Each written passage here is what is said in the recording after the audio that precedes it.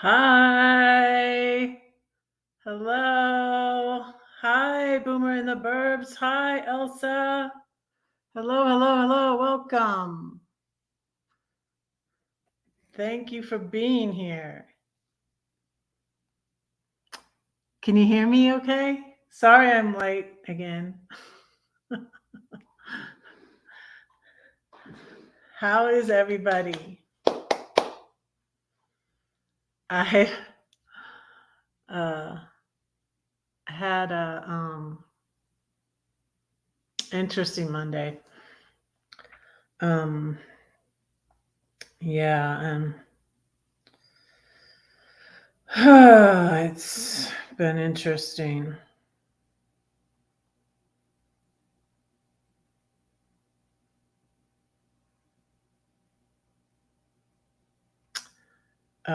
Hey, Anthony. Hello, hello, hello. Thank you all for being here. Good to see you. You can hear me. Yay. Good. How is everybody this Monday? I'm good. I got good news. So, um,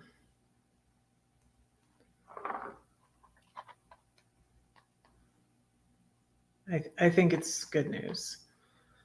Let me light the candle. Red followers are called flames. For those of you wondering why I'm lighting a candle, I'm trying. This is not working. Wow. There it goes. This little light of mine, I'm gonna let it shine.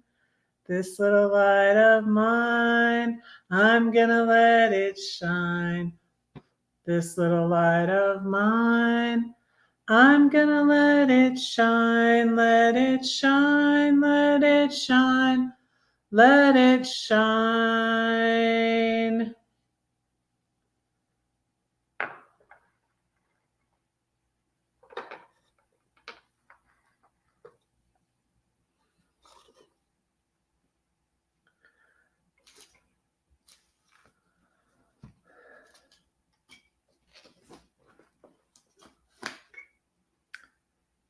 Um, yeah. So, I really am not. It's it's tough because I can't go into it completely because I don't want to. I'm protecting the privacy of a family member. So, but only kind of want to hear about it. Well, at least you're honest, Elsa. At least you're honest, right? Only kind of want to hear about it. I can't really go in. I can't really go into detail because um, it's a family thing. But I just finally was able to communicate with um, uh,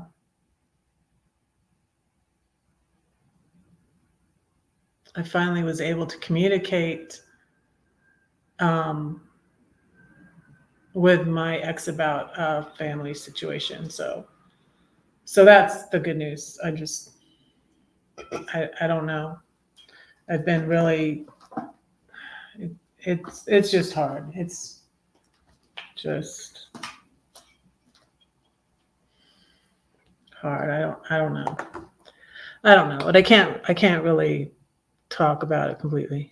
Only kind of want to hear about it. Hi Donna. Thank you for being here. I'm yelling. People live above me. I need to stop yelling. You can hear me okay, right? I'll get closer. Hi Donna. Thank you for being here.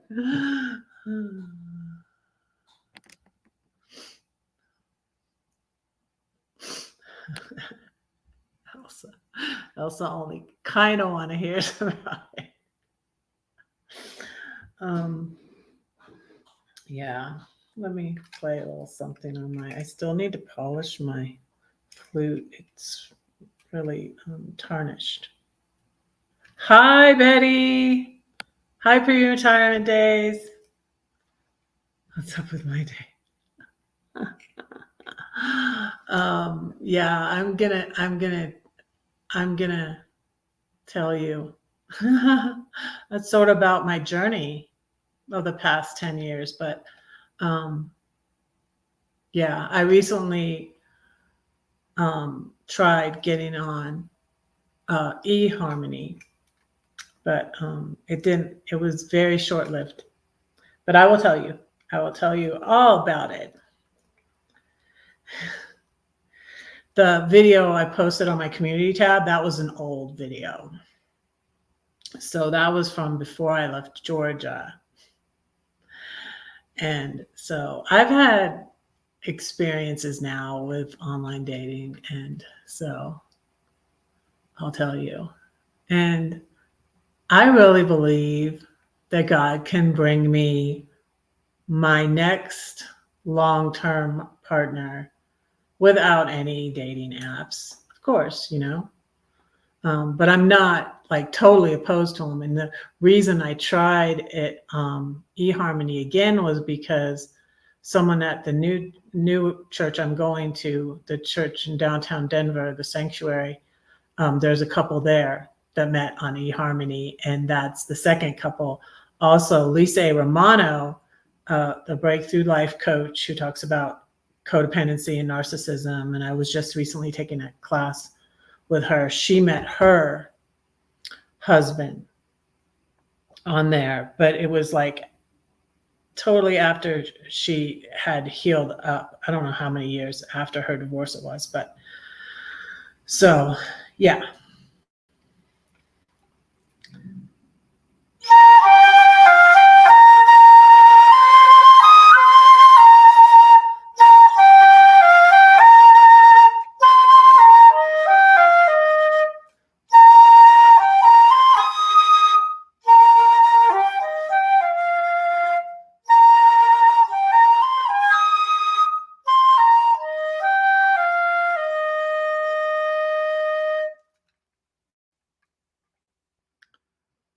So I've learned a lot, you guys. I've learned a lot. So, but I've been going through stuff lately. So, as many of you know, I quit my job lifeguarding, and it was because of several things. But I really liked the job, and I was excited because I finally got like quote unquote real job because after my husband and I separated in 2014, and I think it was really kind of a shock to a lot of people and a shock to my kids, and especially my older kids were not happy about it. We separated. We lived in the house together for 2 years, and then I moved out. And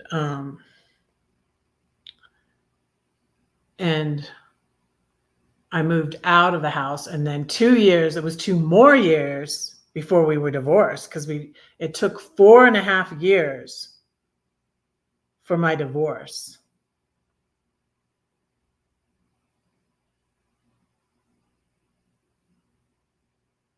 They keep sending you messages. Someone likes you, Elsa. Oh, are you on online dating, Elsa? Yeah. Well, let me give you tips. Yeah, I got them to stop sending me messages because I asked them a question. And what I like about eHarmony is that I tried it before and quit. Like I said in that video, I was like, that's why I tried them again, because they let me cancel and refunded my money. Hi, Brenda. How are you? Hi. Oh, it came on my phone. Whoopsie. So yeah. And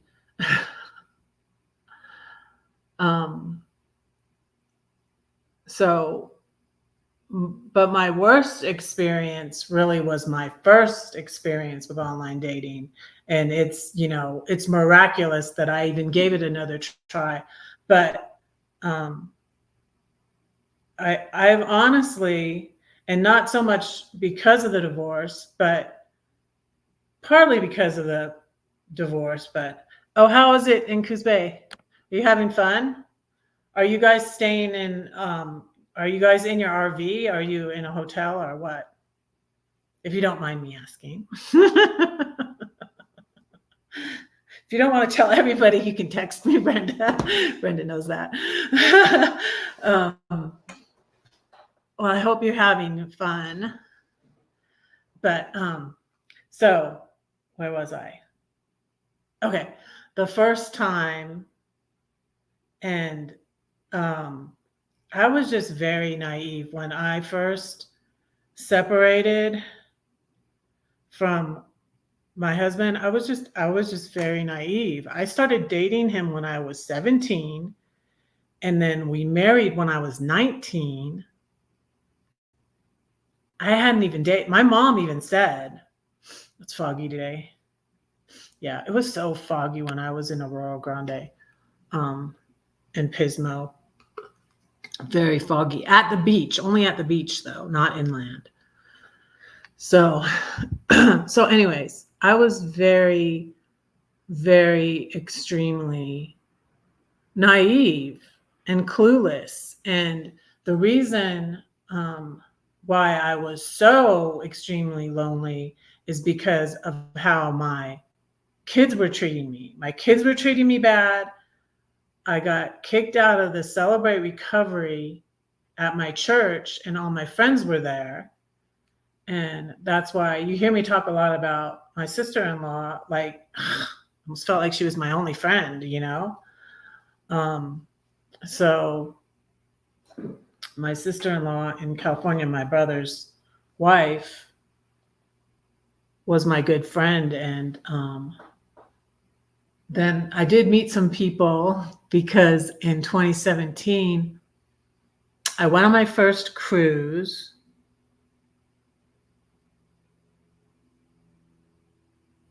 They can just send, so I just trash can them. Well, what I could do on what I did on my eHarmony site was, before I deleted it, I got fed up and I deleted it. But this time I turned off so they can't see it. So they can't send you messages anymore. They can't see my they can't see my profile anymore. So, because that's how they get you to come back, is like, and then I got a message back from someone after I got my refund, and then you can't read it. And that's how they try to persuade you to come back. But they didn't really give me a problem with getting my money back. I signed up on the 1st, and then on 4th of July, it was funny at church yesterday. I go into the city to go to church, to go to the universal, the church. I guess they don't really like, I don't know what to call it, but they don't believe in eternal conscious torment. Okay. There's a judgment. A man I was talking to still called it hell, but it's not called hell. It's not called hell in the Bible. Even the judgment, there's still a judgment. It's not like you're getting away with anything, but it's kind of more like purgatory. It's not forever. And all these, I wouldn't say years, but maybe a couple years, argued with Catholic people about their beliefs, but the purgatory is in the Bible, but it's more closer to purgatory in the Bible than eternal, conscious, forever and ever torment. But anyways, that's another topic. That's another topic. But I went to church, and a lady asked me how my 4th of July was, and I didn't expect that question. And I was like, it was okay. It was, what did I say? A learning experience. Oh, it was interesting. It was, and she was like, I said, like, it was okay or something, because I had this 3:00 coffee date. I didn't realize really it was 4th of July until after I was looked at the date on the calendar, because I just said Thursday. I'm free Thursday. So that was my 4th of July. And it wasn't really that bad either. I feel like I almost was being too nice. And you have to pay them.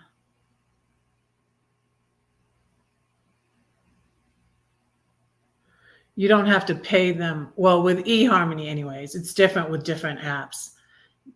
I didn't have to pay eHarmony to turn it off so people can't see it. So I turned it off so they can't see my profile anymore. So, but 2017, I went on a cruise, on my first cruise, and it was a DC Talk cruise, a Jesus Freak cruise. And then right after that, I, at the last minute, signed up to go on a missions trip to Mexico with the Newsboys. And incidentally, so this is part of my things I've had to heal, is I was crushing on Michael Tate of the Newsboys, who was also in DC Talk.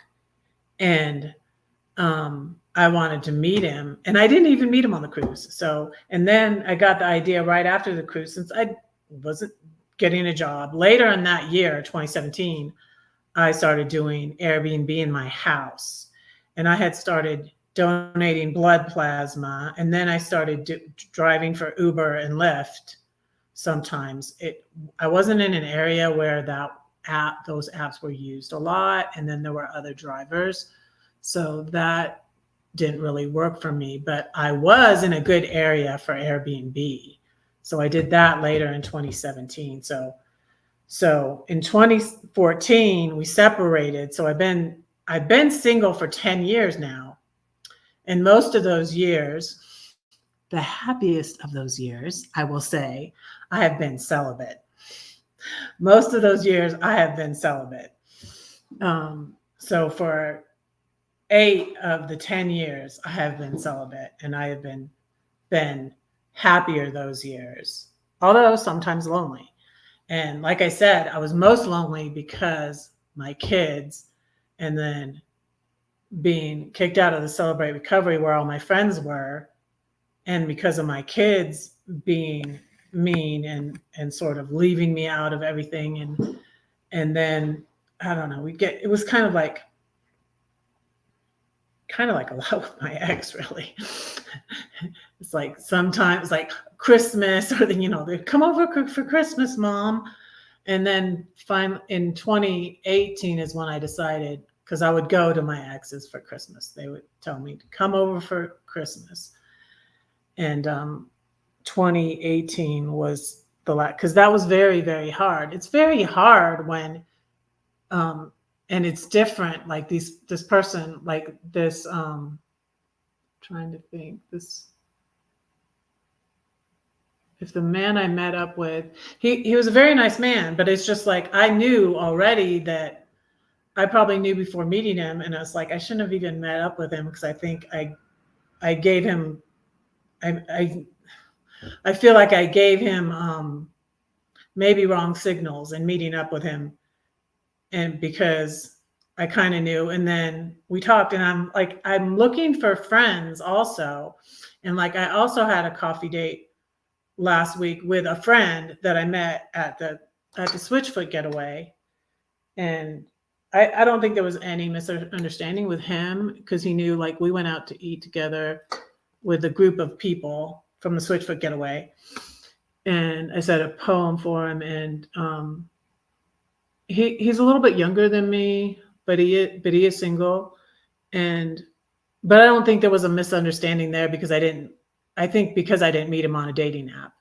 But and I told him that I'm looking for friends. I'm like, I cut all the toxic people out of my life, and then I'm like, wait, I'm lonely. I don't have any friends, and so I think that's what I need to do first before I feel like I need to heal more, and I need to get better at making friendships first. So anyway, so what happened on Thursday? Well, I was talking about 2017. What happened in 2017 is I got on online dating scene, like thinking I'm going to find my next husband. I mean, and this is only, 2017, but I was celibate all those years. I was celibate, from 2014, 2015, 2016, 2017.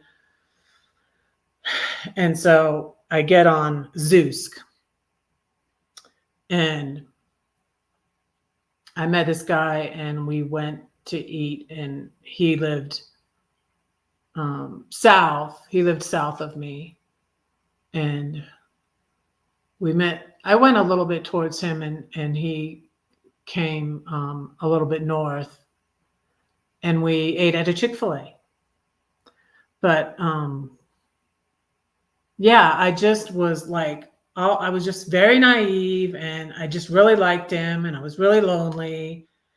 And I learned this later. I remember saying it to Gladys. I met Gladys doing Airbnb. I met Gladys, my friend Gladys, who I lived by for a while in St. Louis when I was traveling around in my RV.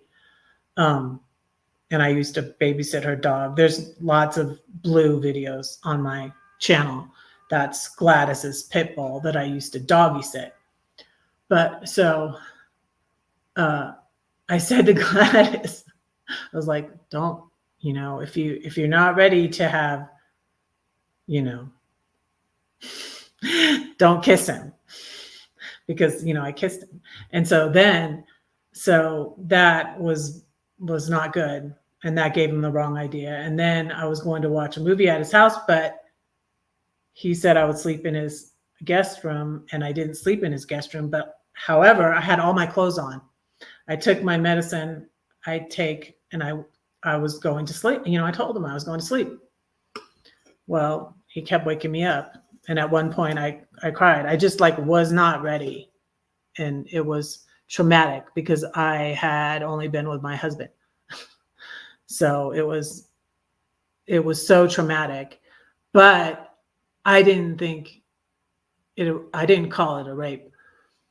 I blamed myself because I was there and I didn't go in the, and I couldn't leave because I could have left. Since then, I have been taking my medicine and then got the knock at the door in Northern California and did drive, but I really shouldn't drive after I take my bipolar medicine, which makes me sleepy. So I couldn't leave his house, and I was 2 hours away from my house. So, and I had my dog with me. I took my little dog, my little Maltese dog, like she was going to do anything to protect me. I told him she was our chaperone. And, but yeah, and I was supposed to be there to watch a movie, and his DVD player didn't work and all of that. So that's what happened in 2017. So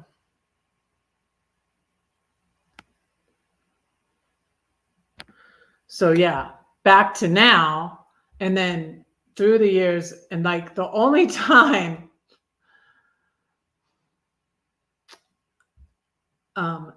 after that, though, 2018 is significant to remember too, because 2018 is when I did decide to,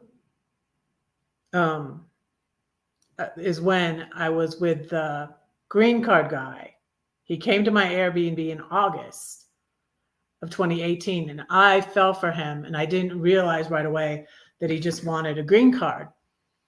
And so that time, that wasn't a rape. when I started realizing what happened to me with the first guy, this is the second man I ever been with, after my husband. So that's why it was just like so traumatic, and I didn't want to do it, and I felt bad.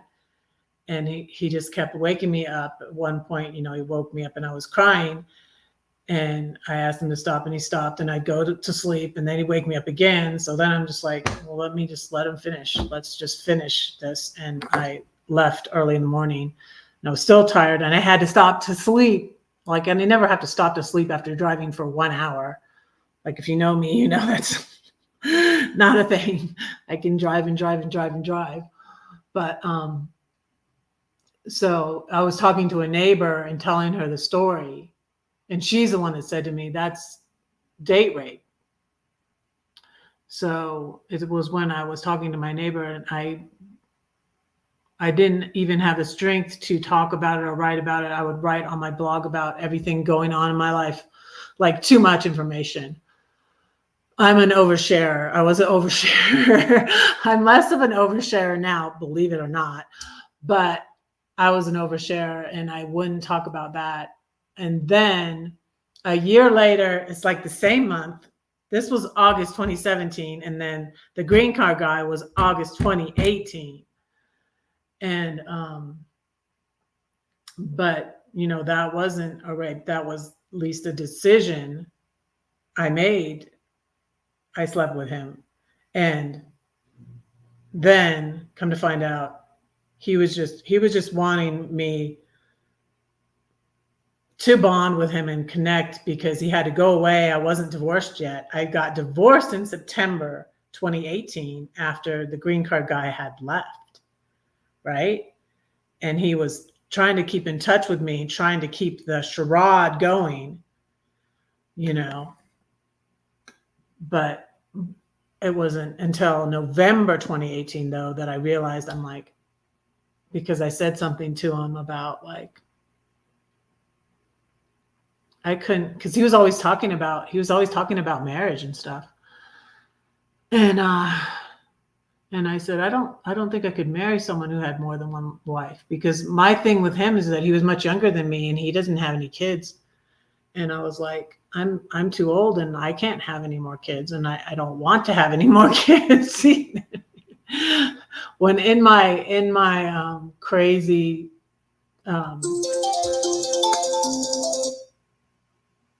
it's my alarm.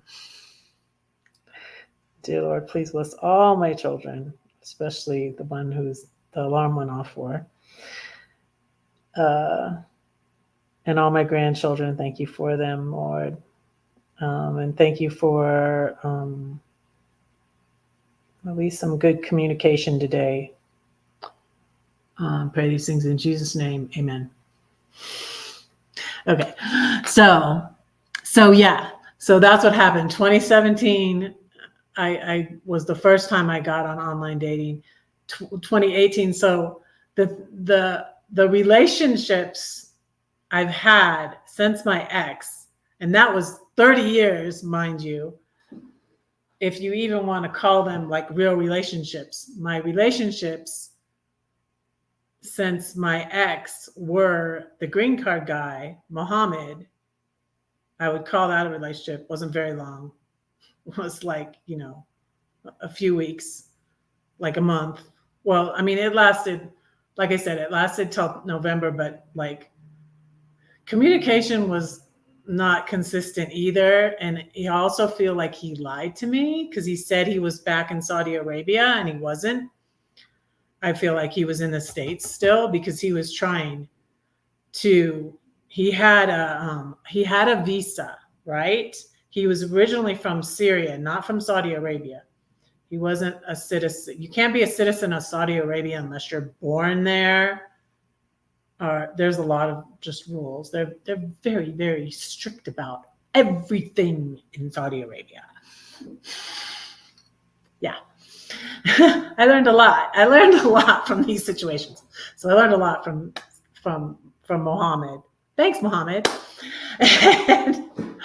And after that thing happened with him, when I got in trouble was when I I wrote about everything. I wrote about I wrote about the green card guy and the date rape on my blog in December 2018. If you want to go to my blog and read that, it's called Look What You Made Me Do, after the Taylor Swift song, which happened to come out. It came out on that day in August in 2017 when I was date raped. Funny coincidence, right? And so that was the title of my, let me give you my link to my blog. I'll link to my blog if you want to read the crazy story. And it's going to be, all this stuff is going to be in my book. But anyways, I want to get to, I'll get to my recent date. But, you know, I have all these guidelines now for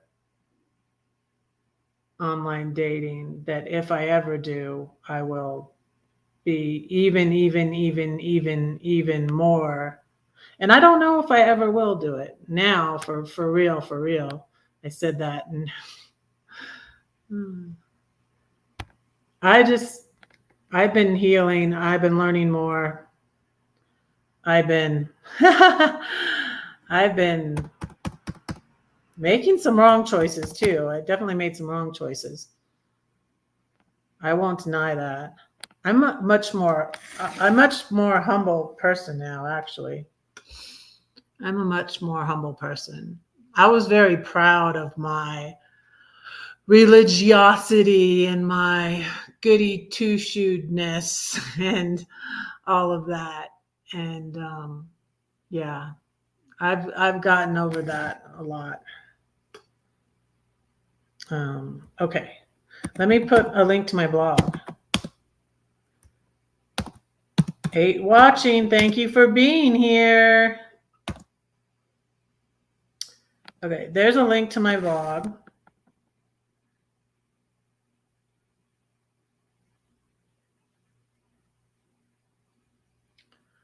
There's the link to my blog. So, and I should have been able to get my money back from, hey, Mike. Hello. How are you? Good to see you. Thank you for being here. So I'm telling some of my crazy stories. And so yeah, after 2018, so the two ones I had sort of a relationship with, it was very short. I did not even meet on online dating. That was Mohammed, and that was a green card guy. And then a year ago, Mario, the guy in St. Louis, and that wasn't even very long either. And that was a mistake because we were just friends, and he asked to be more than friends when I first met, because I met Mario like a long time ago in 2017, before, when I was separated and when I was goody two shoes. And so when I was away from God and then I was in St. Louis, I contacted him. So that's when our relationship went to where it should have never went, you know? And so, because the funny story, Mario is a funny story too. He would probably hate this if he knew I was talking. Mario, I'm talking about you. Too bad, so sad. I wrote a poem about him because Mario's a funny story, because I met him in 2017 at a Joyce Meyer conference when I lost my car in St. Louis. And he gave me a ride to my hotel. I didn't even find my car till the next day. I couldn't find my car. There's all these parking garages. And Joyce Meyer was in the Rams stadium, the big Rams stadium in downtown St. Louis. And there's all these parking garages around it. And I was like in a hurry when I came in, and I was like, I don't know where I put my car. And then this was me. This was how I was. I enlisted the help of a homeless person, a homeless girl, to help me find my car. And I think she actually messed me up because she was saying, what color was your ticket? And I was like, I don't know. I think it was white. And so she was seeing who had a white, and I don't even think my ticket, I don't even think I even remember that. But anyways, I had the horn thing worked on my car, and that's what I should have been able to find my car. But anyways, we ended up at this, in front of this nice hotel there where Mario worked, and that's how I met Mario. And so that's how I knew him from then, and that's crazy. So the two relationships which were failed, which were very long anyways, were not ones I met on online dating anyways. So, oh, okay.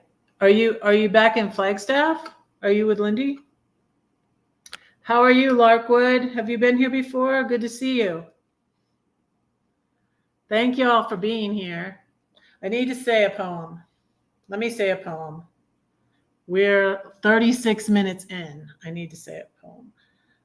I should have looked up some poems because I have a lot of poems in my new book of poetry, y'all. I have a lot of poems in my new book of poetry that I haven't shared. And I have poems about, I write poems about everything I go through.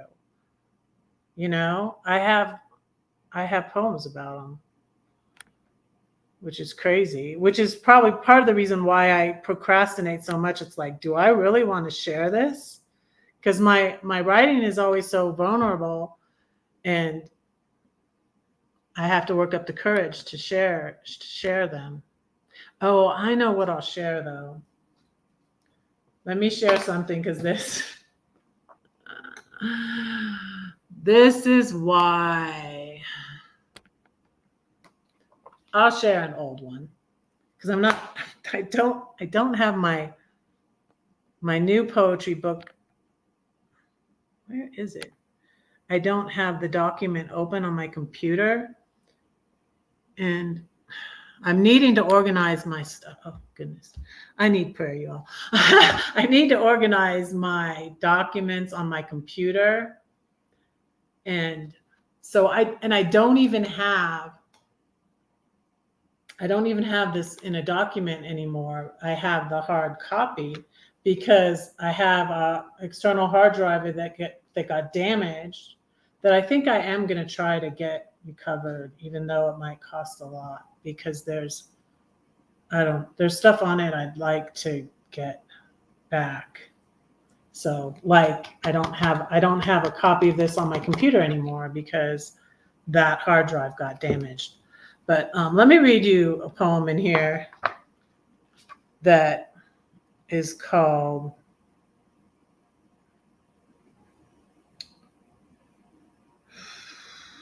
what is it called?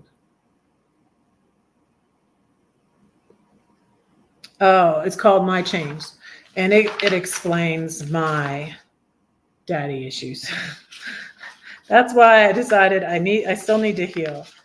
So anyways, this is called My Chains.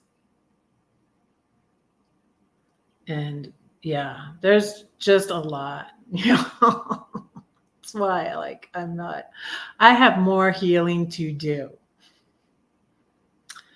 So this is called My Chains. I dreamed I was in high school again. I was taking a test. I hadn't studied. I was bound to fail. Yeah, back in Flagstaff. Okay. I'm glad you're there with Lindy. I hadn't studied. I was bound to fail. Dad, where are you? He's more interested in helping that single mom at the office. That was one he had an affair with. She could use some help. But Dad, I need you. These boys are annoying me. What should I do? Can you come to my band performance? No. Can you pick me up from practice? No. Well, whatever, Dad, since you don't have the time, at least these boys at school do, but I won't go past second base. Don't worry. I'm a good girl. Goody two shoes. That's me. I'll be faithful, Dad. Don't you see? I won't be like my brother. I won't even start. My brother was on drugs. I won't get locked up in the prison of addictions. I've never even touched those drugs. Like, because of my older brother, I didn't even try pot. I didn't even try pot. I've never even touched those drugs. Don't drink, don't smoke. What do you do? You know that Adam Ant song? Don't drink, don't smoke. What do you do? Don't drink, don't smoke. What do you do? No one sees inside of me. The battle's in my mind, and I am losing it. That's a reference to the Battlefield of the Mind by Joyce Meyer, great book. The battle's in my mind, and I'm losing it. There's a war raging inside my head. That boy's harassing me every day. In between the inappropriate things he says and does, he smiles at me. He's kind of cute. Perhaps he does like me.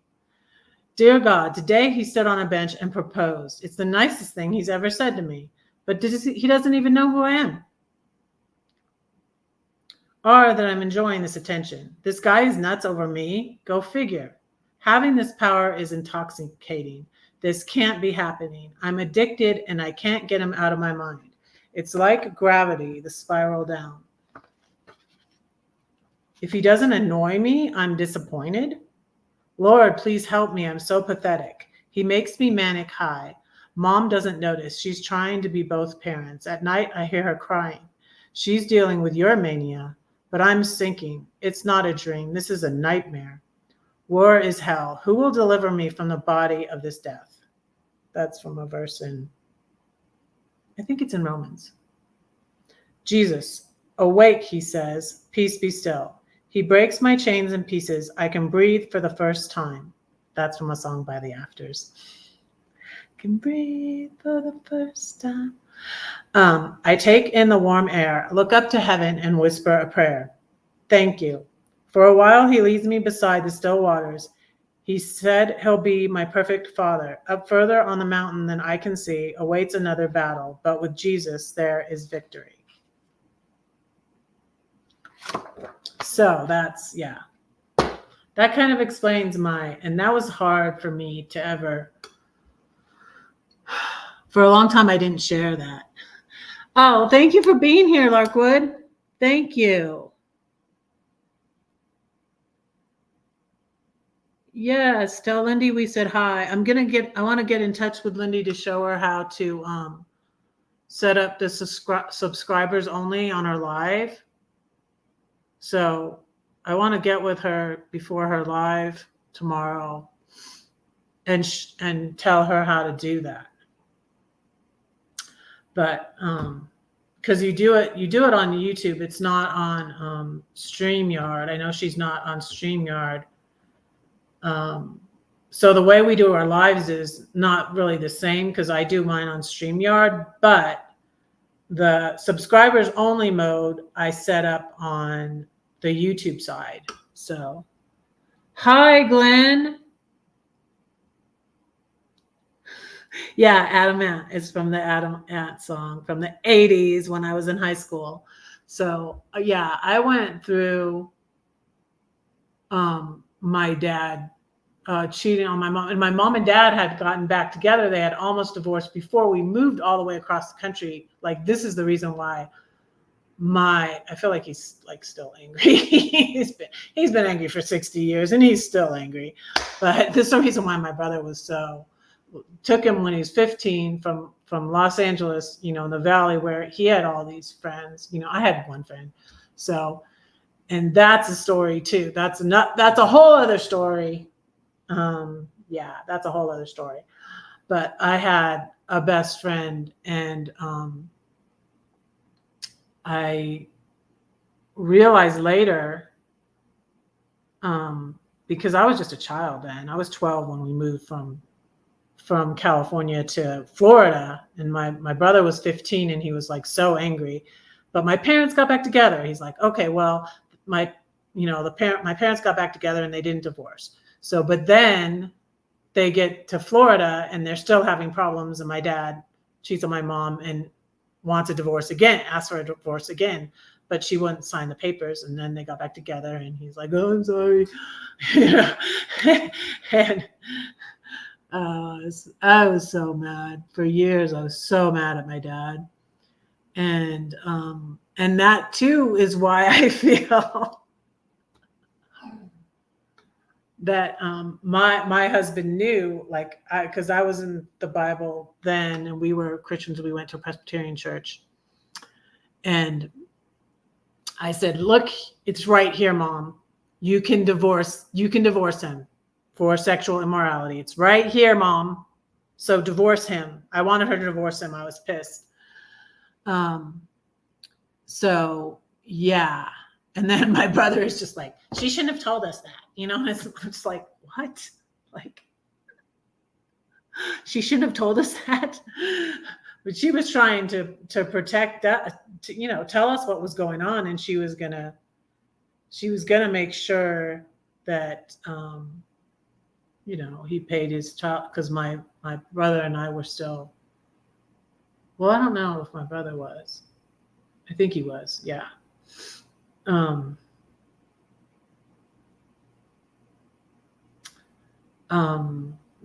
They helped him with college and everything. And I think she was going to make sure he did get support also if they got divorced. But then she had a friend, I found out from a friend of my mom's in California, that she had gotten divorced and she was a Christian and she was a Baptist. But I don't know that made that much difference. But anyways, she told my mom to fight for her marriage, which she did. And it was what my mom wanted. And they did stay together and were married 59 years when my mom passed away in 2009. So yeah, there's that. And I came to the conclusion that I was glad that they stayed together. And it was what she wanted. She didn't want to start all over in her 50s like me, but it did get a fire under her, and she went back to college and got her degree just in case. So, and she got a job working for, she was a social worker for older people in South Florida. But then they only stayed there for 5 years. And when I graduated from high school, they moved to Texas. And my dad was actually trying to break up my ex and I. And I thought my ex wasn't at all like my dad, but he was, and he is. He's exactly like my dad.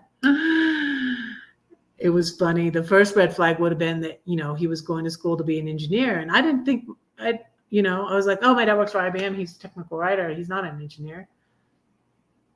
And my mom showed me my birth certificate. And I was like, why does it say my dad is an engineer? He's not an engineer. But yeah, they were both engineers. Interesting. It was interesting. And I was so like, adamant. Let me run that all together. I was adamant about not marrying someone like my dad. But I did. And then I learned about covert. My father-in-law is a grandiose narcissist. And he's obvious, like even my ex would agree with that, I think. But then I learned about the covert type narcissist. And that's what my ex and my dad was. So they can be very nice. And they mostly act humble, though. I did that video on my dad singing that song. He might be a narcissist if he sings this song. It's hard to be humble when you're perfect in every way. I said the wrong lyric. One of the trolls got onto me about that. But I got a lot of troll comments. And then I got one nice comment from Ivan Thank you, Ivan, for your kind comment on that video. I don't know if Ivan's around, but thank you, Ivan, for your kind comment, because it got like 500, which is good for me. Like it's good when something gets a lot of views, that's when the trolls come out. So it's kind of a good sign. It's annoying, but it's a good sign. And I confirmed this because I was like, let me go over to Lindy's and confirm this, because I'm like, I said to Lindy, because she's had trolls her past 2 lives. And I was like, I think YouTube must be pushing this live out, Lindy, because that's why all these trolls are here. Annoying little boogers. But yeah, and so I noticed it. And a good video for me is like 500. A good one is a couple thousand. And I did look at Lindy's last 2 lives have like a lot. Like for a good, amount for her, like on a live is like 2K. I think it's like that, 2K, 3K. And that's good for Lindy. So 500 is good for me. I do have some videos that have over 1,000, like 2K, or I don't know. I should look at that and see what's my most views. Oh, you know what I think it was the Slinky. I think it's the Slinky, but if you got it, flaunt it. What what Larkwood? So yeah, it was kind of just like the video. I shared it on my community tab about he might be a narcissist if he sings this song. I didn't say he definitely was, but I really feel like my dad was. So he would sing that Mac Davis song. It's hard to be humble when you're as good looking as me, is what I said. And that's the wrong lyrics. So one of the trolls corrected me on that. And then one of them said I sounded like a psycho. And one of them said, how many dead bodies are buried underneath your house or something. I was like, man, you guys are funny. I just like block, delete, bye trolleys. But anyways, it's a sign that, and I didn't know that video, because I posted that Saturday, and I try to not do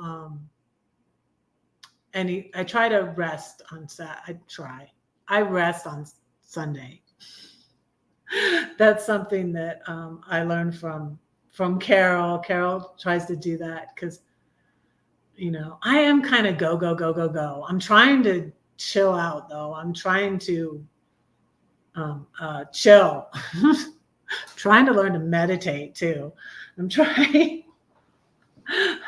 But so anyways, that's a little aside on the trolls and all of that. And so I'm gonna, hopefully it will help Lindy with the trolls if she sets it on subscribers only, and she should set it on like an hour or 2 hours, and then they can.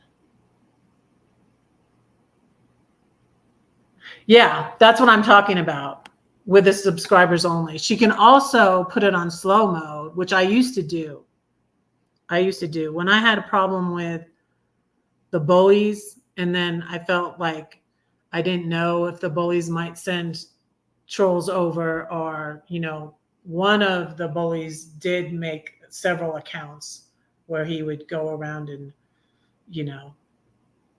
as a joke, he'd pop into people's lives, but then he would reveal himself. And I'm like, yeah, he's got all these fake accounts, and he, could come troll my account. So I would put it on slow mode. You can also put it on slow mode.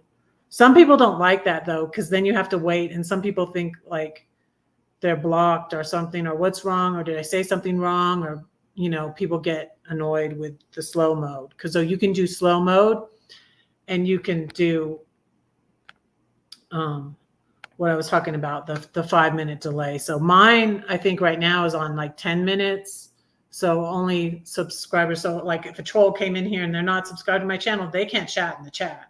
So they can't troll me, if they subscribe and then in 10 minutes come in, and I can increase that up. But for Lindy, she's got what, 40,000 subscribers now. She can do it for like an hour. So like, if any of you heard of a good channel is 30 and a Wake Up, he would put his on for like, you have to be subscribed for a week when he would go live. He's like, that just, keeps the trolls away. And he's like, I'm sorry, I apologize, but if you come back for my next live, he doesn't go live every week. He doesn't go live very often, but anymore. But he used to go live like every week. But he would put it on for like a week. You have to be subscribed for a week. So he's like, I'm sorry if you just got here and found my channel, but when you come back next week, you'll be able to chat in the chat. And so I think Lindy should put it on for like an hour or 2 hours. And so like if somebody comes in and likes the live, they can subscribe, and then the next time they can come back. It's not necessary to put it on for a week, I don't think, but and then you can still comment on the video. I don't think it affects that at all. It's just chatting in the chat. So it's taking care of the trolls that are in the chat and distracting from your live, which is really, really annoying. So, yeah.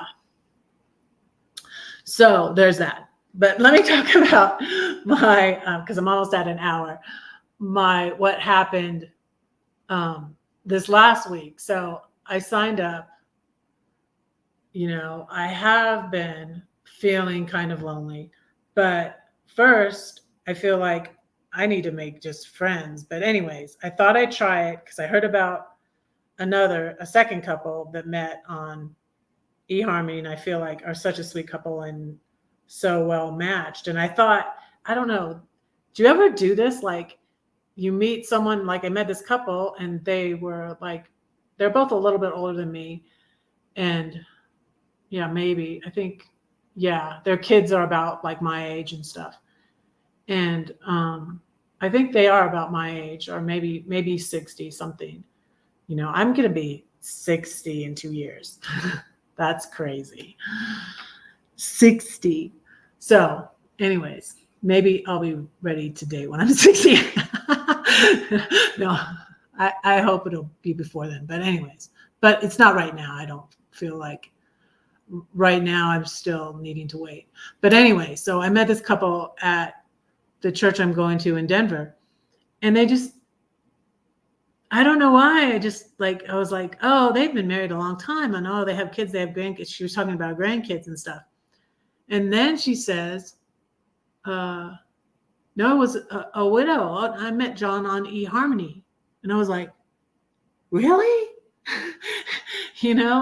And so, yeah, her husband and she, it was really, really sad because I guess they were, he was just retired or just going to retire, and they were going to have grandkids, and they have kids, and they live in this area too and stuff. And so she brought last week she brought her daughter and her grandkids to church and stuff, and she's just like about my age. I think she's just like a couple years older than me. But anyways, I was just like, I was like, oh, that's the second story I've heard about eHarmony. And so I decided to give it a try. On the 1st of July, I signed up, and then like I didn't know how to work it or anything. And so and like nobody was messaging me, and like, because I used to get a lot. So when the thing happened with the date rape, it's like I should have just gotten off of there right away. And like, I'm making my profile like invisible. I mean, that's how traumatized I was. And I was just like, why am I paying for this? And someone said you should have contacted them, told them what happened. They would have given you your money back. And that's probably what I should have done. And then I tried back in 2017, when that traumatic thing happened, I tried to get these guys to meet me at church. And then some of them would say they would meet me at church. And I was visiting a church in Atlanta, and I was an hour and a half away in middle Georgia. And I was going to a church. I was visiting a church in Atlanta. And so a lot of guys on the dating app were in Atlanta. And I was like, okay, meet me at church. And some of them would say they were going to meet me at church, and then they'd stand me up and not meet me at church. And I was like, this is not working. This is not going to work for me. This is not going to work for me. So, yeah. And I think, it only worked for me when I got so depressed in 2019 and I was so angry at God that I just acted out and got on there too. That was part of the 2 years I was not celibate, because for 8 years I've been celibate. That's been the happiest time. And it was just miserable. And I kept meeting narcissist after narcissist after narcissist too. And it was just a mess. Yeah, it was a mess.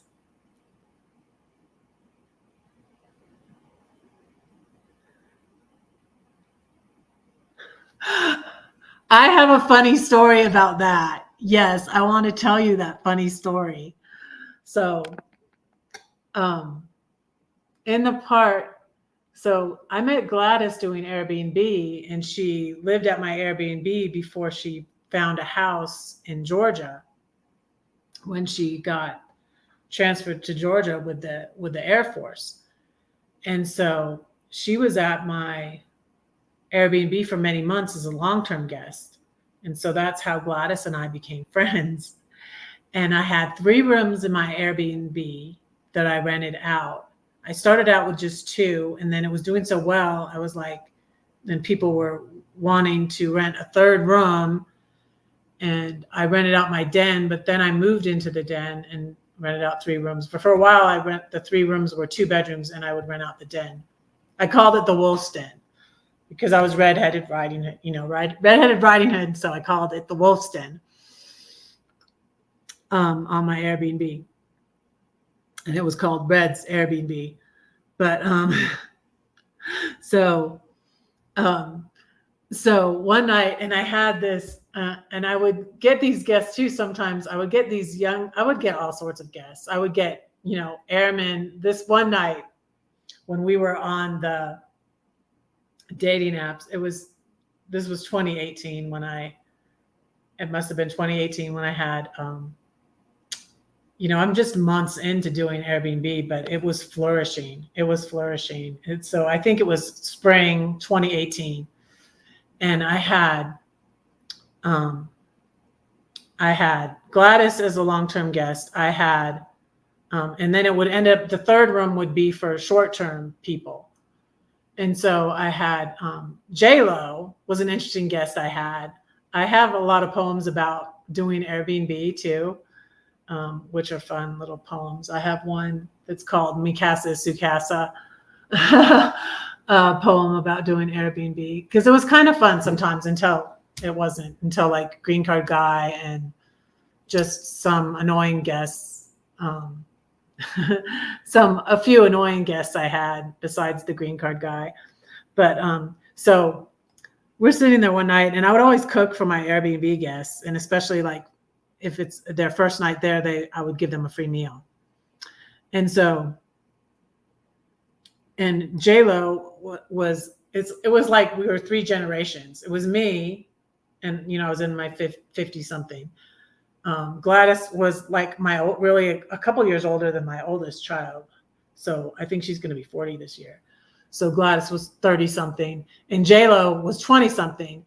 And J-Lo was tripping, and she was a lot like, she's the one that started, I would talk to her about my kids, and she would say, oh, that sounds like this. And she said, have you heard of this? This is what that sounds like. And I was like, wow, she's pretty wise, and I'm like, I think she's dealing with that. I think maybe that's why she knows so much about that. Yeah, borderline personality disorder. But I don't know. But anyways, J-Lo was very interesting, and she just, she was like my kid's age, and I'm just like, I would get sometimes these guests that were like my kid's age, and I was like, okay, all kids this age maybe have issues, and I have my own kids with their own issues, and I don't want another kid, okay? I have 5 kids already. But anyways, that's how it was with J-Lo. But she was sweet and she was funny. And she loved my dog. And I was like, I started like, she better not steal. She's going to steal my dog. She loved my dog. And I'm like, I'm going to come home and my dog is going to be gone. And so is J-Lo. And I was like, she better not steal my dog. I ended up rehoming the dog though. Before I took off in my Airbnb, my RV. That's why I was like, I'm going to write a book called Red's Airbnb. And I was like, and the sequel to that will be Red's RV. It's going to be called Welcome to Red's, my book. Anyways, that's what it's going to be called.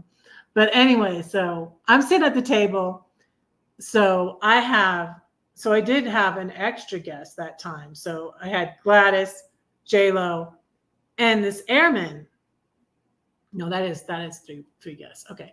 And this airman that was in town for work on the Air Force Base, right? And he wasn't really my type, but he was okay looking. And I would text my Airbnb guests and say like, oh, I made this, and I think I made cheesy broccoli soup, and I made I don't know. I made food, and I was telling him I made food and made some chicken wings, and we were sitting down at the table with Gladys and J-Lo, and we were talking, and we were on these dating apps, right? And I think Gladys was on Match. J-Lo was on, and I tried this one once. Bumble, where I met a doctor on Bumble that I dated too after Mohammed, but he was a piece of work. And he was interesting too. And I made sure he was a citizen because he was from Iran actually, but he was a doctor and he was already a citizen. I was just like, are you a citizen? I didn't say it like that, but anyways, I met him on Bumble. So I liked him, and then he liked me, and we went out a couple times, but anyways, yeah. And that's when I was not,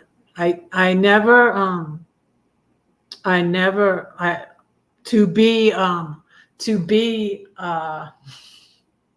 too vulnerable and frank, I never enjoyed. I was with my husband for 30 years, and I enjoyed that relationship. And I realized like, that's, I have to have a person invested in me and me invested in them in order for me to enjoy that sex. So yeah. And in fact, in the time when I wasn't celibate,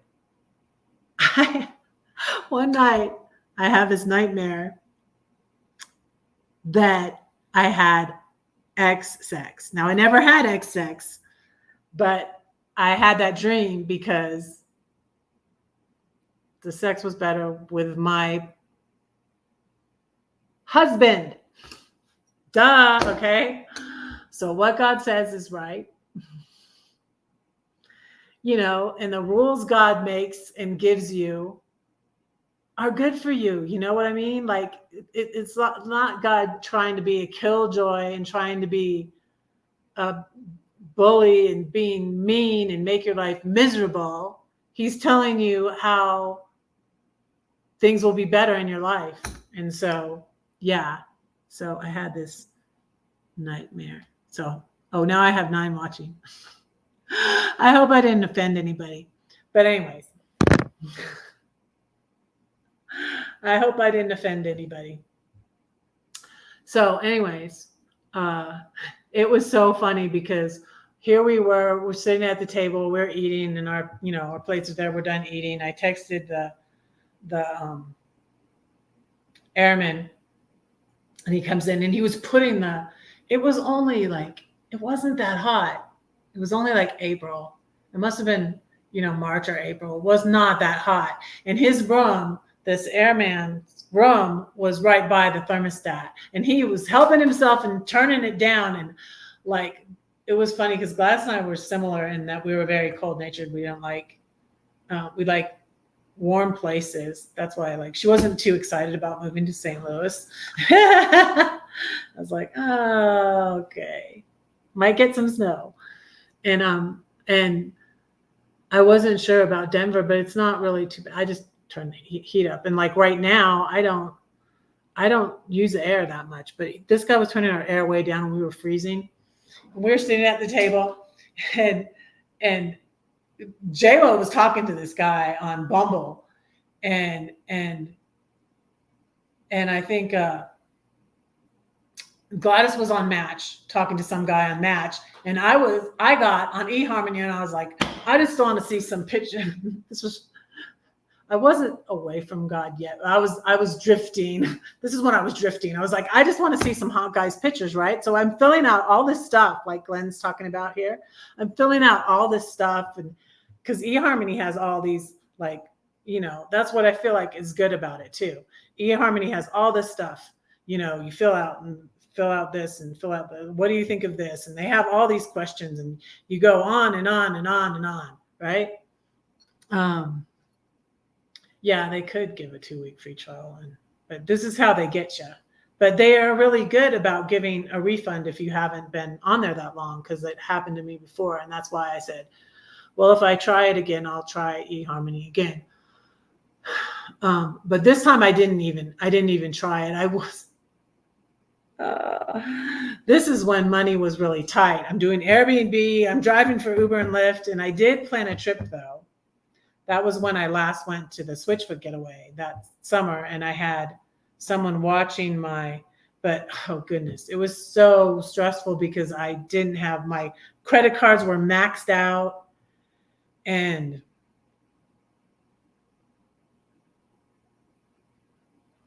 happy single, never had me time before. Oh, that's nice. But you should always have me time, I feel like, even if you're in a relationship. But anyways, I was always I was lonely. So honestly, my kids were treating me bad, and I also was very demoralizing to be looking for a job. And I kept looking for a job too when I was doing Airbnb, because I didn't know how long I'd be doing Airbnb or what. I kept on looking for a job. And one of the jobs I went through was Chick-fil-A, went to open interviews, and unbeknownst to me, my youngest daughter went for, I'm going to open this grapefruit citrus soda. So unbeknownst to me, my youngest daughter went for a Chick-fil-A interview, and she got the job and I didn't. And then I was mad at Chick-fil-A.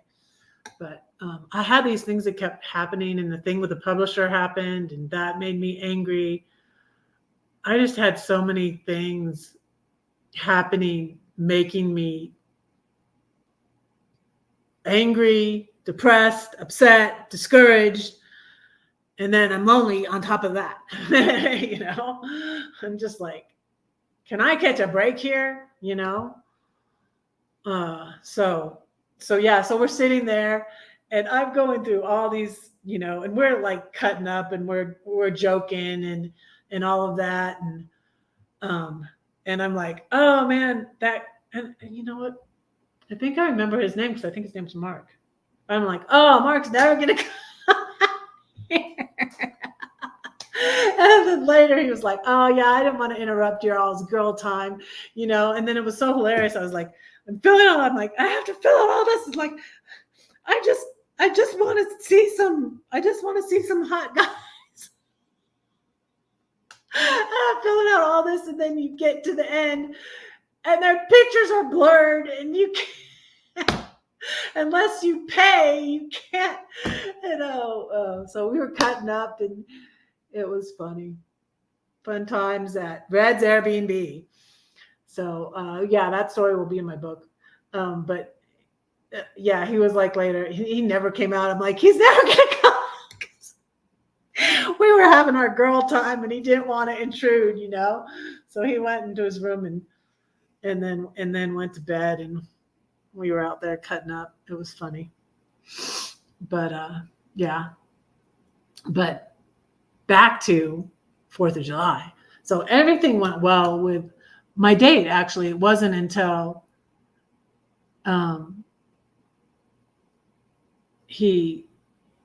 at first he gave me his number on the app, and I was just like, oh no, I'm not ready for that yet. And then, let's just chat here. And then we talked, and like he has a horse and 2 dogs, and there were things right away though that he kept talking about being old, and I'm just like, speak for yourself, dude. He's my age, but like, and he didn't have any kids. And there's like things that I have in my mind that I'm like, is that a thing or not a thing? And it kind of is a thing. And it's not a thing you want to say. I don't want to say right away as like, yeah, I really don't feel like attracted to you enough to be like, like you're not going to say that. You're not going to say like, I don't feel attracted to you enough to be, and when you're looking for a long-term relationship, it's totally different. So, and I shouldn't have really, and he was an hour away. And so I was like, oh, you're kind of far away. Otherwise I'd get caught. And he was the first one that messaged me. Too. And I was just like, wanted to say, thank you for messaging me. And I should have just left it. I should have just said, I should have not met up with him at all, because I guess I just gave him the wrong. And then,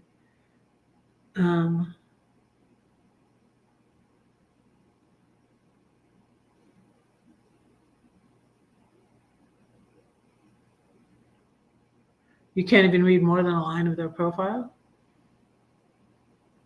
Mm-hmm. Yeah. And so I was only on there for 5 days. Well, they said it ended. I ended it on the 5th, but they put that my membership ended on the 4th. I don't know why, but that was the day we went on the date. And so it was fine. We talked a lot about his horse. He has a horse. And so I thought that was really interesting. I used to ride horses when I was little. So that's why we kept on talking about that. And he was like, oh, you're tall. So you're tall enough to get on. He's like, I have to get a stool to get on my horse. And just all these things that I would say, like, don't say that on a first date. Okay. And then talking about being old. And so the thing I was talking about was like, I'm not sure if that's a thing. It's not a thing. Definitely. I won't say like, okay, you're out because this, but he doesn't have any kids. And I honestly, like, I have 5 kids. And now I have grandkids, and I'm like, I'm thinking that will be a thing that whoever I end up with, he's going to have, because it's just like, I don't really feel like I have that much in common with someone who doesn't have any kids.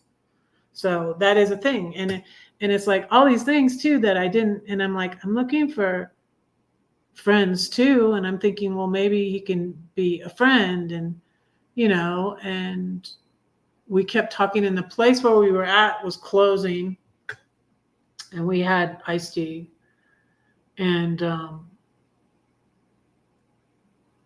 just talked. And then we talked more after they closed. We left, and we talked more, and they walked me to, but it's like 3:00. So it's not at like evening, and he didn't buy me dinner or anything.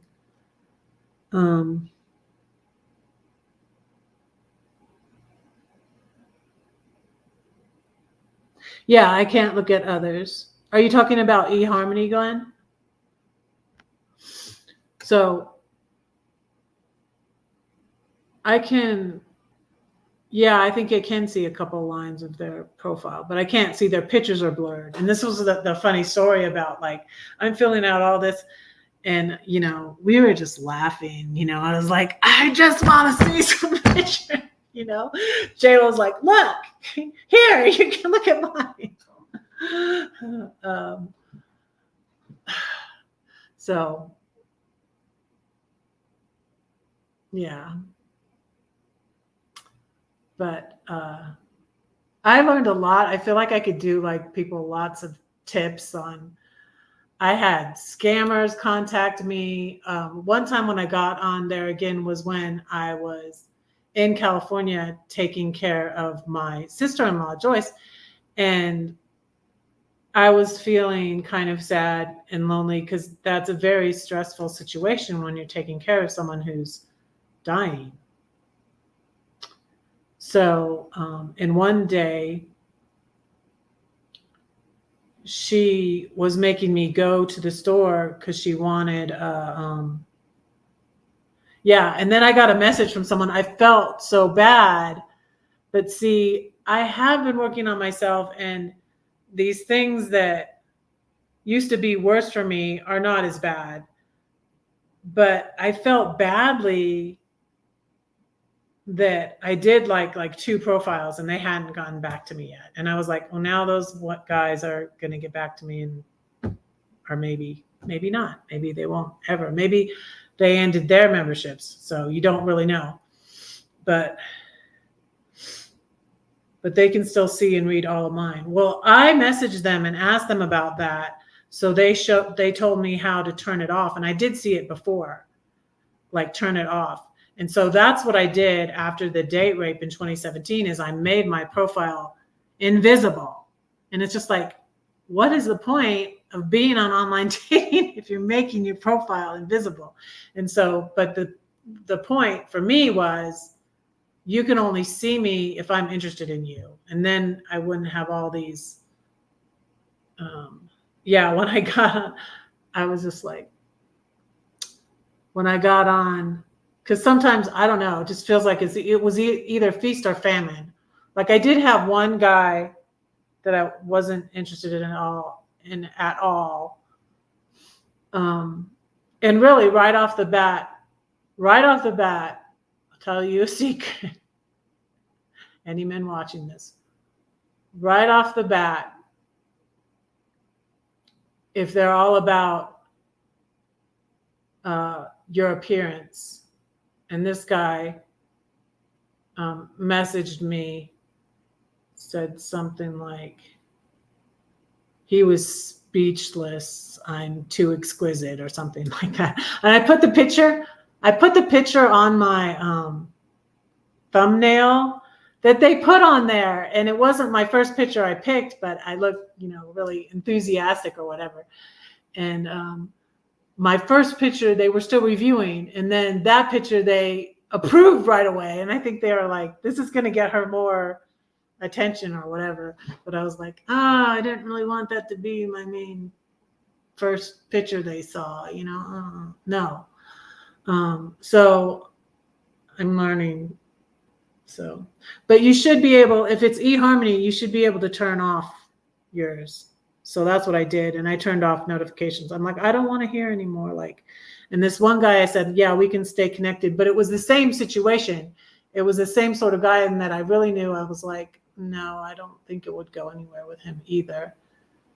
And in fact, he kind of looked like the other guy. It kind of looks similar. I think they were the same. Well, I'll say, I'm not going to say his name. I'm not even going to say his first name, but he was American Indian. But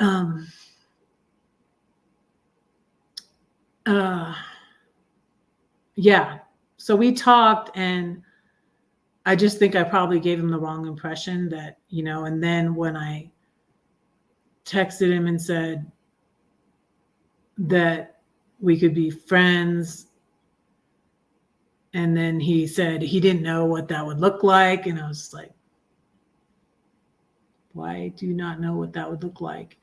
And then I said, he also played the guitar. So that was another thing that connection we had. And I had put on my profile that I played the flute, that I was a spoken word poet. And a funny thing about eHarmony too is I didn't know what to put. I'm not a lifeguard anymore, and I'm an author. That's what I want to do. Don't quit your day job. Oops, I quit my day job. Before I didn't have a day job though. I was like, they say don't quit your day job, but I don't have one. So now I had a day job and I quit it. But anyways, I'm an author. And I was like, and then I tried to put on there that I was a poet. eHarmony wouldn't let me put that. They were like, there's a problem with your vocation or whatever, your job. Hey, PR. Hi, how are you? Good to see you. So yeah, so I didn't want to tell you guys right away, but like we're an hour and 24 minutes into this is like, no, I'm not ready to date. No, not. I'm going to be patient because I have in my mind, like, I feel like I'm going to know him when I meet him. And so like, I don't even see anybody that was close on there on eHarmony, honestly. And then this guy got mad when I said, and then I said, well, I could tell he seemed a little he seemed a little annoyed when I said, that we could be friends, and he didn't like that.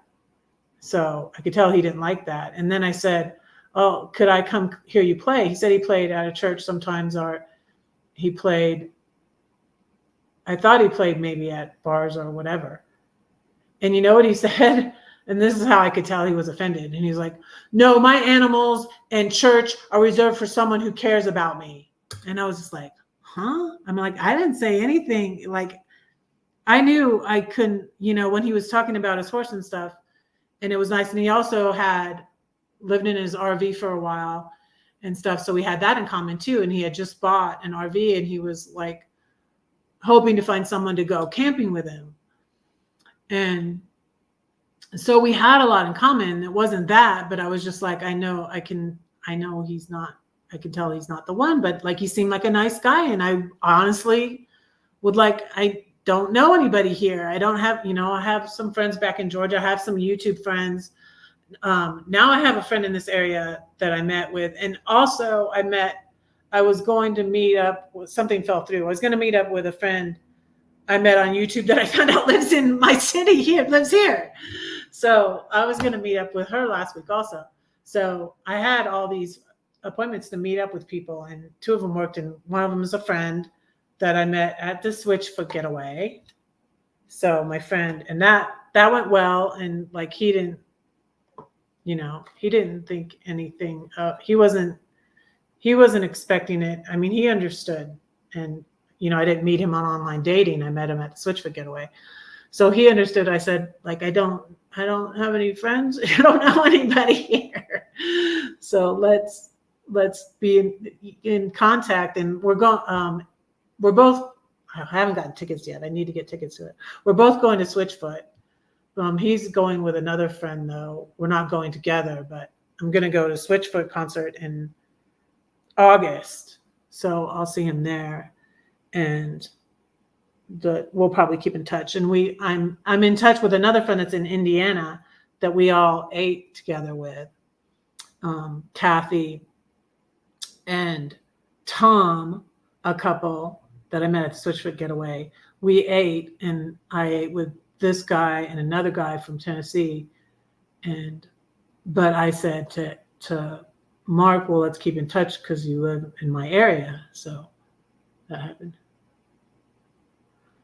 Yeah, well, I said, that I didn't mind being friends with him, and I think he just maybe got the wrong idea. I think I was maybe too nice, and I don't think I should have met up with him, because it was an online, it's an online dating app.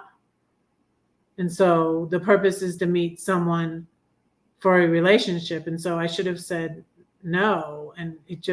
And he was the first one that messaged me. And it's just like, I didn't think he was a creep. I really don't think he's a creep. I don't know. I don't think he's a narcissist. He might be watching this. I gave him, he asked for my YouTube channel. So hi, I had a good date. Sorry that you got the wrong impression. But I didn't say like, and he was just like, my animals in church are, and I was just like, I just asked to go. I'll tell you what I said to him. I'll tell you what I said to him. I don't know. He might have blocked me before I even said this to him. But after I said this to him,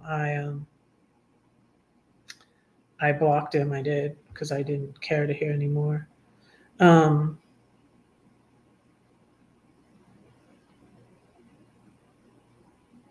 And he says he has girls that are friends now, and he tells them the same thing. I don't know what to expect. And it's like, if you have girls that are friends, you should know how that works. I mean, I don't, so I'm not as good at that as you should be. And then he said, good luck out there. It's ugly. And then, and this is what I'm saying about it. He was so negative. And one of the things too, he said when we were talking was like, he was talking about who's going to take care of us when we're old. And I was like, well, my daughter invited me to move near her. I guess I better do that. I am rethinking of that lately. I think if I get a van, but do move to the Philly area, that I can go off in my van. I can have the Philly area as a home base, but every summer I'll go out to California and go surfing, and then I'll come back at the holidays and spend time with my daughter and my grandbabies. I'm rethinking that, especially since he said this. I'm like, yeah, we are. I just felt like he was so negative and talking about being old. Oh, and he said he doesn't ride his horse that much because he has sciatica. And I'm just like, and I'm thinking in my head, but I'm like, this is rude to say. I can't say, I'm like, I wouldn't say that on a first date. And I did not share until, he said, it's ugly out there. I didn't share. I think I said I had a bad experience when I first got on online dating. That's all I said. I didn't say I was date raped or anything. Before, I used to overshare way too much. And so I've gotten better about that. And so I've learned a lot, and I feel like I've gotten better. And this time it wasn't like a horrible like that video I just shared on my community tab. Oh my goodness. That was a horrible man who he slut shamed me because it was during that period when I was not, and it's like, that was only 2 years, of 10 years time. Most of the time I've been celibate. And so I said something about something. I shared oversharing again with someone I don't even know. And he basically slut shamed me. That was what that video was about. And it was from 2020, I believe. And it was horrible. So this time I don't, this was nothing, and then I was like, I bet you eHarmony will give me my money back, because eHarmony gave me my money back before. I tried to put a different location. Since I was going to Southern California, I got on eHarmony, and this is why I felt so bad. I was like, they should have given me my money back. Oh, I do. I have my faux fur coats now. I have I have a collection of hats. I love it here. It's not like it's not, Philly's going to be worse for the winters, I feel like. I don't know. But, yeah, I have a collection of hats. I have 2 faux fur coats now, and I really kind of overdid it. I should have returned one of them. But I have lots of nice winter clothes now. But so thank you so much for being here. I have 6 still in the house. Thank you for watching. I'm going to say another poem and let you go.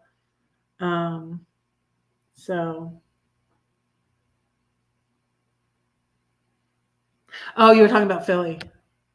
Yeah, I have from being in Denver 2 years, I have a lot of, I like the hats. I find I like the hats because My head gets cold because my hair is so short. And um yeah. And I went they didn't have a white Christmas. We had a white Christmas, I think. I don't know. But I went at Christmas. It was so nice. I'm hoping I can go and because my son went at the same time too, so it was so nice. It was me and Claire Bear and Ian and my son-in-law and my grandbabies. So it was a really wonderful Christmas. So yeah. I told my daughter I was still thinking about it. I don't have to decide yet, and that I might I might get a van and live in that for a while. But then I might, because the old guy, I put his name. His name is still in my phone because I blocked him. So what I said to him, he's like, "Good luck out there. It's ugly," because he was being, like that. So I said, "Well, it's not going to be that way for me. I'm sorry you feel that way. I don't need luck. I'm blessed." This is what I said to him. I said, "It was ugly when I first got on online dating and I was date raped, but it's not going to be ugly for me anymore. I'm sorry you have such a negative attitude and you won't allow me to come listen to you play at church. But that's really ridiculous. But I don't really want to now anyways. So never mind. God bless you. Goodbye." That was my last message to the old creep. No, I don't really think he was a creep, but he was not the one for me. And so, yeah.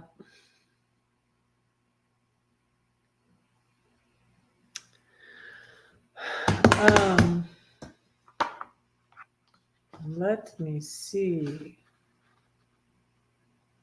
Oh, I should try and let me try and open I really want to say, since I was talking about it, I really want to find a Airbnb poem for you.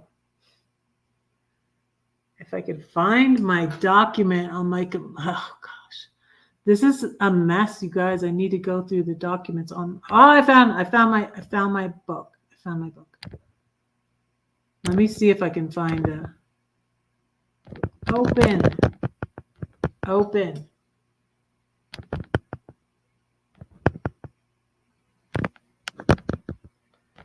Why will it not open? There it goes. Okay. Let me find a good Red's Airbnb poem for you.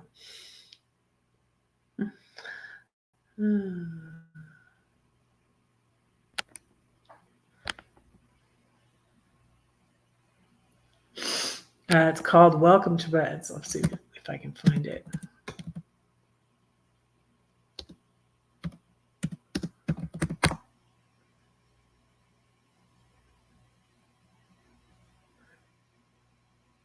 Oh, I need to back up this document?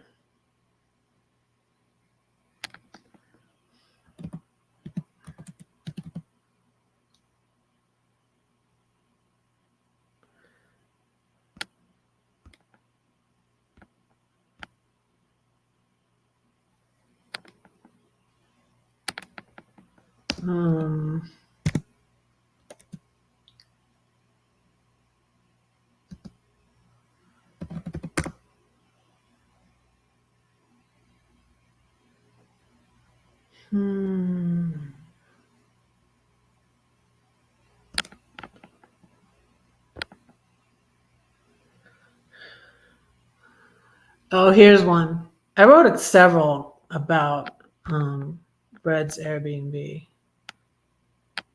Here's one. Making room. Out with the old, in with the new. Goodbye, users and losers and abusers. Hello to the heroes, the airmen, mechanics, nurses, and workers. I had a lot of nursing students and travel nurses at my Airbnb. Hello to the heroes, the airmen, mechanics, nurses, and workers. Thank you for your service. Hello to the medical students from far off lands. That was Muhammad. The Georgia Tech boys and new lifelong friends. Welcome to Reds.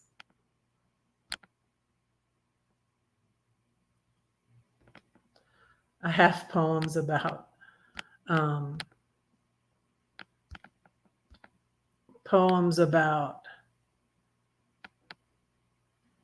Mohammed.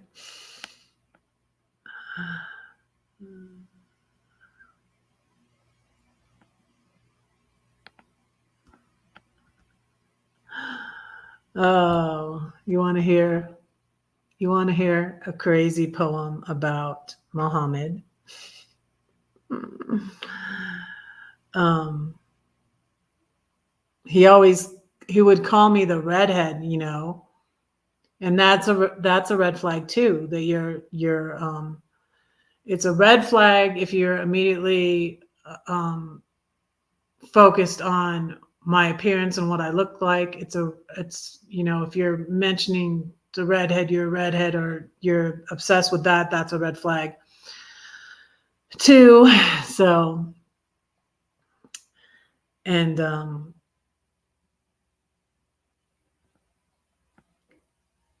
I fell for the green card guy, but he was much younger than me. He was Muslim. There were so many things. I was just like, I don't think this, and the only one I was talking to, like I said, my only friend was my sister-in-law. And so I was talking to her and I was just like, no, don't say anything to my brother. Don't say anything. And then I was just like, oh, this is just a fling. This can't go anywhere, because he's Muslim, I'm Christian, and then I was like, he's gonna convert to Christianity for me. I was just like dreaming, I was like crazy. He was just like so nice. He was being so nice because he wanted a green card. He was being so perfect. And he acted like he was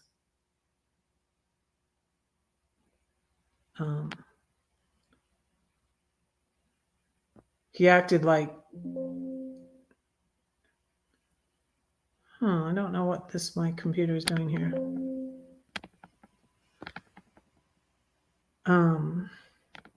Now I lost it. I shouldn't have done that. I was trying to go back to y'all. Can you still hear me and stuff? Yeah, I don't like, and that's another thing why I got on online dating is like, I don't go to bars or anything. I should go to like open mics. I don't drink. I drank again for a short time, but then I stopped. When I was goody two shoes, that was another thing. Like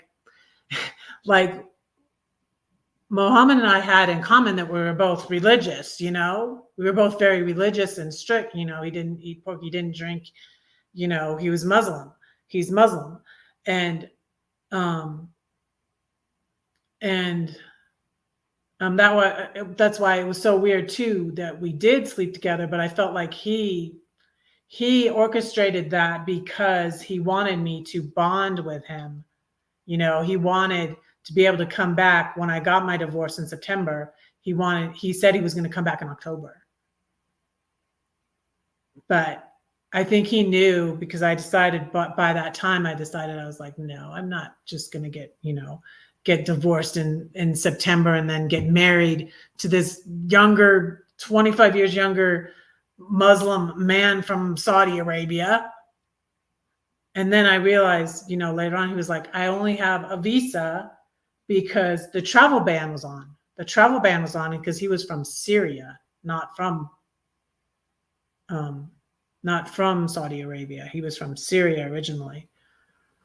And so there was a travel ban against them. And the only reason he was grandfathered in with this visa, and it expired in June of the following year. So that's why he was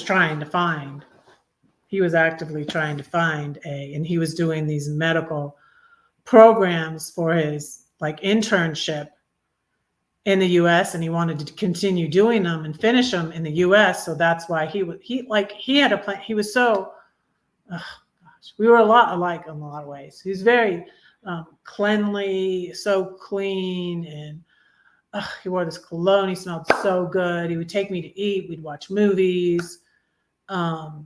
He was just, and so let me read you this poem. It's funny. It is funny. That evil angel redhead, you'll never forget her and her crazy tease. That's the Arabic word for your backside. She's simply irresistible. Her loving is unstoppable. She'll follow you forever and haunt your dreams. 2 personalities for 1. She's unpredictable. 2, unselfish to marry you, you young thing. She'll wait till your childbearing wife comes. This is what I would say to him. And it probably drove him insane because he was trying to get me to marry him. And I was just like, can I just stay with you till your childbearing wife comes? She'll just wait till your childbearing wife comes. Oops, you didn't even suspect. You just wanted your green card. But no, it's a red card for you. Get out of my country, man. Sorry, not sorry.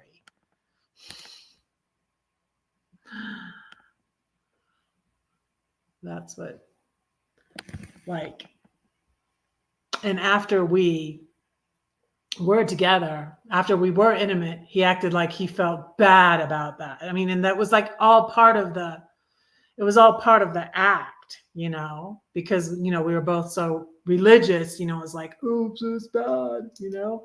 And so that was one of the things I said, sorry, not sorry, man, you know? So anyways, that's my story. That was my last poem. Let me pray for y'all and let you go.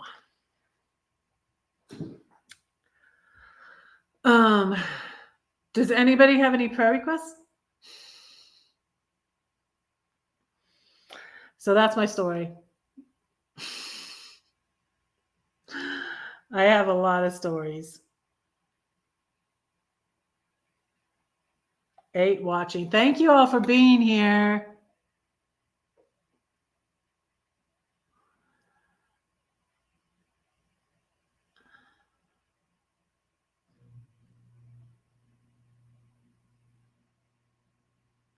So what I would say, Glenn, is like, you could try it out. And then, yeah, he did. He was probably, they're not very, very strict. And he would say things like I go into in the blog post that he thought he didn't approve of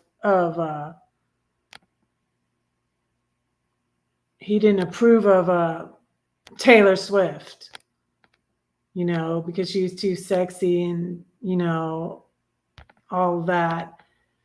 And he liked Adele better because, look, she just walks during her videos. Trying to share my thing again. But he liked this raunchy Indian comedian who was just really, really raunchy. But I don't think, I mean, it varies, just like it varies from Christian to Christian, but he did the prayer times and all of that. He did a fast while he was at my Airbnb.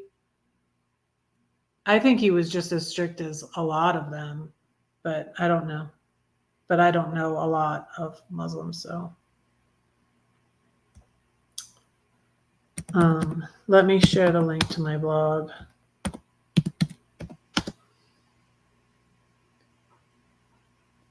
But yeah, he was acted as if I was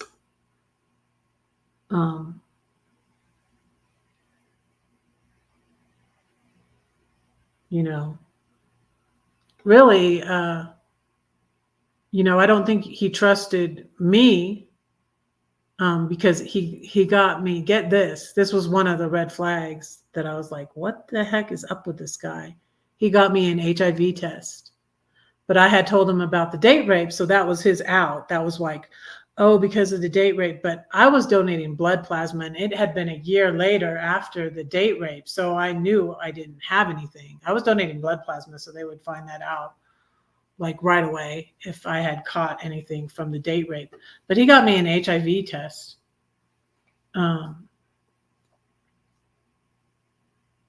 But it was after, and it wasn't even before we were intimate either. He got it after because he was trying to act like all noble and everything.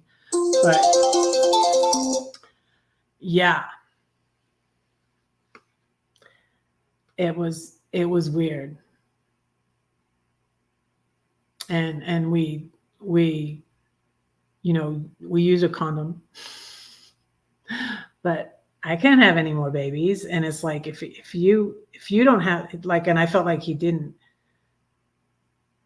trust me because he had said he hadn't been with anybody before, but I don't know if that was true or not. But um it was just crazy. It's just a crazy, crazy story. That's why I had decided,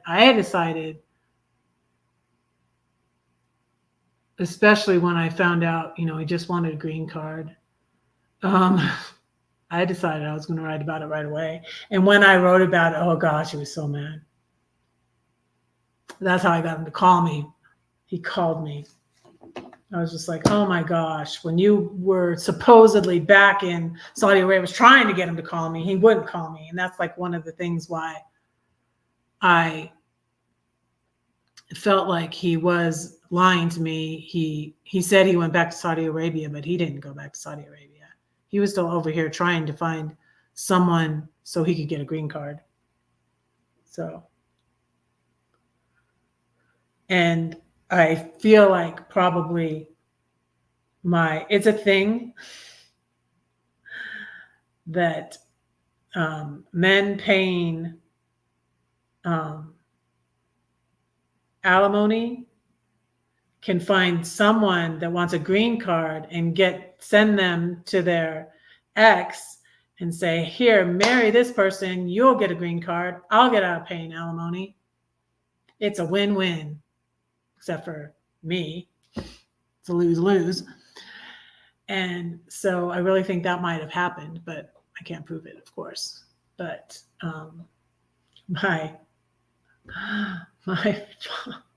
it's just like a scheme that my father-in-law would think up. Oh my goodness. But I don't know. Maybe it's a possibility, but it is a thing, because I found out when I was talking to a nail technician that was doing my nails. She's like, that happened to my friend.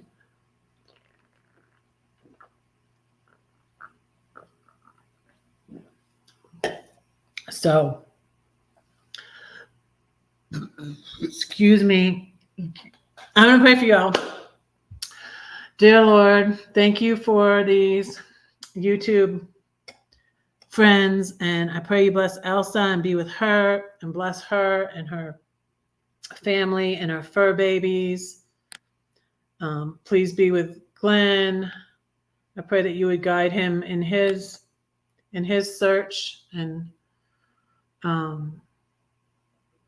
that you would just give him wisdom and yeah. Thank you for guiding us in our lives, Lord. I trust that you are there and that you are leading us, and I thank you for that. Please bless PR Bookman and her family. And let me keep going through here. Please bless Larkwood and them and their family. Thank you for them being here. Please be with Mike and be with Lindy, and keep them safe as they travel. And bless their time there in Arizona. Please bless Brenda on her vacay in Coos Bay. Pray that she has a good and safe time there, and bless her and her family. I pray you bless Anthony, be with him and bless him and his family. Please bless Donna, keep her safe in her travels. Please be with Betty and bless her and her family and her kids and her grandkids. Please bless Boomer in the Burbs. Thank you for her being here. Please bless Donna Flynn. I pray you bless her in her travels and keep her safe and watch over her. Bless Anthony, as I said. Thank you all so much for being here. Lord, please bless all our children and our grandchildren. I thank you for them. I pray that you bless them. I pray that they would know that we love them and that you love them. Thank you for the good news that I got today that really eased my mind about something going on in my family. I thank you for being able to communicate a little bit with my ex about the situation, and I pray that you would bless my ex, Lord. I pray for his health, that you would keep him healthy. I thank you for the time we had together, for our children, and for the blessings of our union, Lord. We have kids together. We have 3 grandbabies together, Lord, and I just thank you that I was able to communicate with him today about a situation. And I pray that you would bless him and his family and bless his parents, Lord, and keep them safe and watch over them as they age, Lord. I pray that you would bless them. I pray all these things in Jesus' name. Amen.